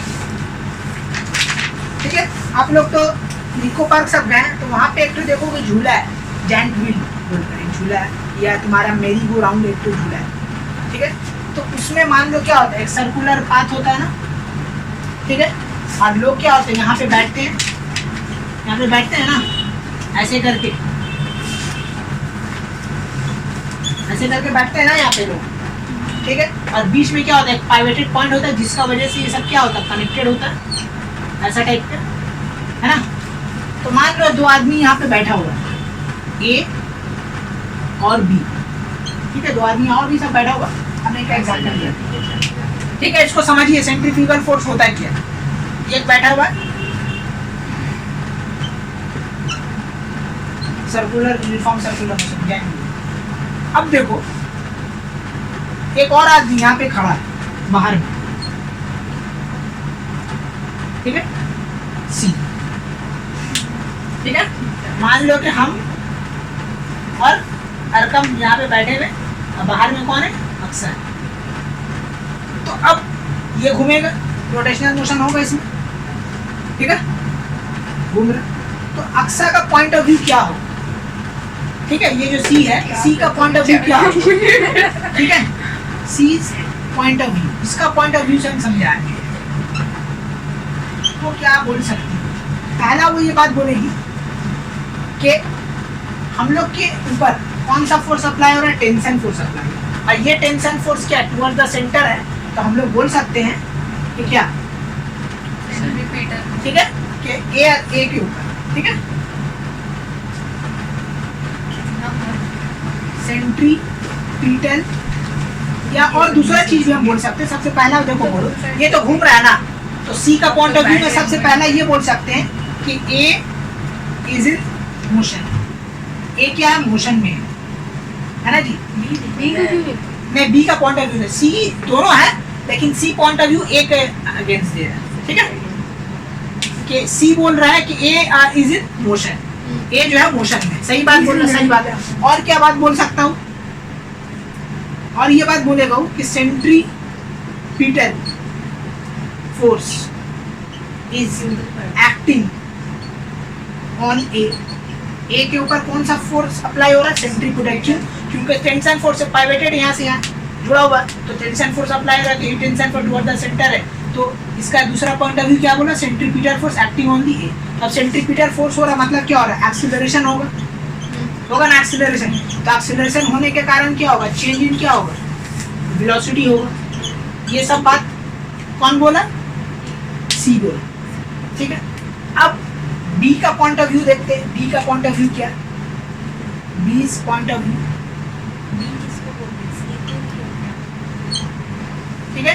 बी का पॉइंट ऑफ व्यू क्या, देखो एक चीज तुम लोग नोटिस करना कि बाहर से अगर इसको देखोगे तो ये तुमको मोशन में नजर आएगा, लेकिन अगर बी का पॉइंट ऑफ व्यू मतलब अगर आप देख रहे हैं झूले के अंदर ही है और दूसरा अपने बगल वाला को देखिएगा तो आपको ऐसा फील होगा कि वो रेस्ट में, वो मोशन में नहीं। तो बी पॉइंट ऑफ व्यू पहला ये होगा कि A is at rest, A is at क्या बोला, रेस्ट, ए जो है वो रेस्ट में, ठीक है, ए बोला रेस्ट में। अब देखो क्या ये जो बी बोला पहला पॉइंट ऑफ व्यू दिया रेस्ट, ये तो गलत बोल रहा है ना। एक्चुअल में हकीकत में क्या हो रहा है कि ये सर्कुलर मोशन में घूम रहा है, ए और बी दोनों का दोनों मोशन में है, लेकिन बी क्या बोल रहा है, ए बी को ए नजर आ रहा है ए रेस्ट। तो अब ये बात तो झूठ बोल रहा है, तो आपको अपना बात को जस्टिफाई करने के लिए कि हाँ हम हमेशा सच है, हम सच के अलावा कुछ नहीं, तो ये बोल रहा है, ए जो बोल रहा है बी के खिलाफ ये बोल रहा है कि बी का ऊपर जो है ना एक फोर्स अप्लाई हो रहा है जो अवे फ्रॉम दी सेंटर जा रहा है। कहाँ जा रहा है, अवे फ्रॉम दी सेंटर, ठीक है। क्या बोला बी ए के बारे में कि ए के ऊपर जो है एक फोर्स अप्लाई हो रहा है against that force, centripetal force, ठीक है। और अगेंस्ट होने के कारण बी कहाँ आ गया, रेस्ट में आ गया, हाँ ए रेस्ट में आ गया, ठीक है। समझ में आया क्या बोला कि बी जो बोल रहा है ए रेस्ट में, तब एक्चुअल में ए तो रेस्ट में नहीं है ना, ए तो मोशन में है, तो अब बी तो गलत बोल दिए। तो अपना बात को जस्टिफाई करने के लिए कि हाँ ए रेस्ट में ही है, तो वो बोला कि ए के ऊपर जो है सेंट्रीफ्यूगल फोर्स अप्लाई है, दैट मींस ऐसा फोर्स जो तुम्हारा क्या away from the centre apply, ठीक है, कि सेंट्रीफ्यूगल फोर्स अप्लाई होने के कारण बी क्या हो गया, रेस्ट में आ गया। ए जो है ए का दोनों, हाँ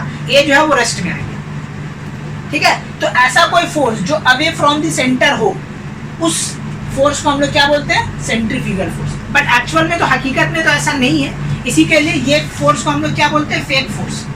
ये फोर्स कैसा है, fake force, not real, imaginary force है, मैंने जस्ट अजम्पशन किया हुआ है। जैसा भी बोला ना अपना बात को तो झूठ ही बोल रहा है, लेकिन वो अपने आप को जस्टिफाई कर रहा है कि हम झूठ नहीं बोले, हम सच बोले। तो वो क्या बोले, एक तो नया राइटा फैलाया, वो ये बोला कि एक फोर्स और अवे फ्रॉम द सेंटर जा रहा है, जिसका वजह से ये जो है क्या हो गया, रेस्ट में, तो दोनों फोर्स, ठीक है। तो ऐसा कोई फोर्स जो अवे फ्रॉम द क्या हो, सेंटर हो, उस फोर्स को हम लोग क्या बोलते हैं, सेंट्रीफ्यूगल फोर्स।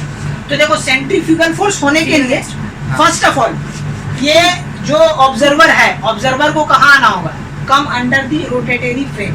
अगर ऑब्जर्वर रोटेटरी फ्रेम के बाहर है तो फिर इस पे सेंट्रीपिटल फोर्स अप्लाई होगा, लेकिन अगर ऑब्जर्वर तुम्हारा क्या है, रोटेटरी फ्रेम का अंदर है, तो इसमें कौन सा फोर्स अप्लाई होगा, सेंट्रीफ्यूगल फोर्स, ठीक है। तो सेंट्रीफ्यूगल फोर्स उस वक्त ऐड होता है जब क्या होता है, जो तुम्हारा ऑब्जर्वर है वो रोटेटरी फ्रेम का अंदर है। समझ में आ गया दोनों फोर्स में डिफरेंस। तो ये एक रियल फोर्स है सेंट्रीपिटल फोर्स, ये रियल फोर्स है, लेकिन ये इमेजिनरी फोर्स है, और ये कहाँ एक्ट होता है, away from the centre, centre से दूर जाता है। तो समझ में आ गया दोनों में डिफरेंस क्या हो रहा है, सेंट्रीपिटल फोर्स और सेंट्रीफ्यूगल फोर्स। सेंट्रीफ्यूगल में समझ में आया ना कि centripetal force is a real force, और centrifugal force is a imaginary force, ठीक है। In case of centripetal force is acting towards the centre, but in case of centrifugal force is acting away from the center. Okay, in the case of centrifugal force, observer must be come under the rotatory frame, but in case of centrifugal force it is not necessary that observer will have to be come in rotatory frame. यही तीन difference लिख दी, examiner खुश हो जाएगा, ठीक है। तो इसका कभी कभी आपका डेफिनेशन आता है, what is centripetal centrifugal force, give example, ठीक है। या आता है what is the difference between the centripetal and centrifugal force, यही सब क्वेश्चन इससे बनता है। कायदा तो यही लिखते हैं कि एक रियल एक फेक है। हाँ वो तो बता दिए, ऑब्जर्वर दूसरा क्या मिलता, लिख दे रहे डेफिनेशन लिख दे रहे। सेंट्रीफ्यूगल फोर्स होता है, ये तो पहले समझा दिए क्या होता कि है, सेंट्रीफ्यूगल फोर्स होने के लिए रोटेटरी फ्रेम का अंदर आना जरूरी है, जब तक कि नहीं आएगा सेंट्रीफ्यूगल फोर्स एक्ट नहीं हो सकता। It is a fake force